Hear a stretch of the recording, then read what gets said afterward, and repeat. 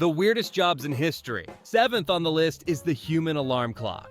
Before alarm clocks were invented, people would arrange for others to wake them up. These individuals would wake their clients by banging on windows with long sticks or throwing peas at the glass. For some heavy sleepers, extra effort was required, so the alarm clock operators would continue throwing peas until they woke up.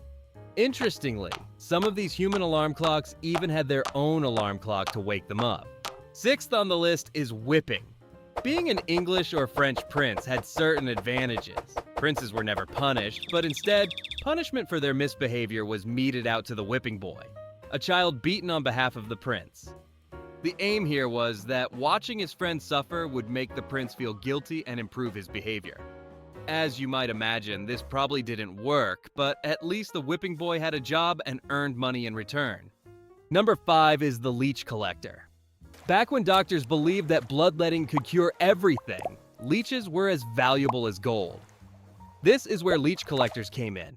These individuals would venture into swamps, allowing the small bloodsuckers to attach themselves to their legs, thereby earning their livelihood. Once they had collected enough leeches, they would carefully separate them and sell them to doctors for medical treatments. In 4th place is the Imperial human breast piece. Imagine standing for hours wearing carefully prepared robes, waiting for someone to move you. Being a human breast piece in the Chinese Emperor's games was like that. No talking, no sitting, just standing there hoping the Emperor's next move wouldn't take too long. If you were caught, that's when your acting skills came into play. You had to dramatically collapse to the ground, act as if you were dead, and lie there like a defeated pawn while the game continued. Number 3, the Resurrectors. In the 18th and 19th centuries, medical schools needed corpses for their anatomy lessons, but there weren't enough corpses legally available. This is where the body snatchers came in. These were people who would sneak into graveyards, dig up freshly buried corpses, and sell them to scientists. Some became so wealthy from this trade that they eventually stopped bothering to dig up graves. They began producing their own corpses. Number 2 are professional mourners.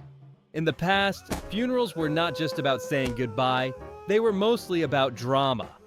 That's why families hired trained professionals to cry at funerals. The better and more realistic the performance, the more the significance of the loss was emphasized.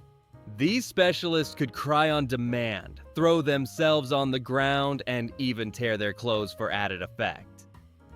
And here's a number 1, the King's son-in-law. Hard as it is to believe, one of the most important jobs at the British Royal Palace was helping the king go to the toilet. The king's valet not only assisted with this process, but also cleaned the king and monitored his toilet habits.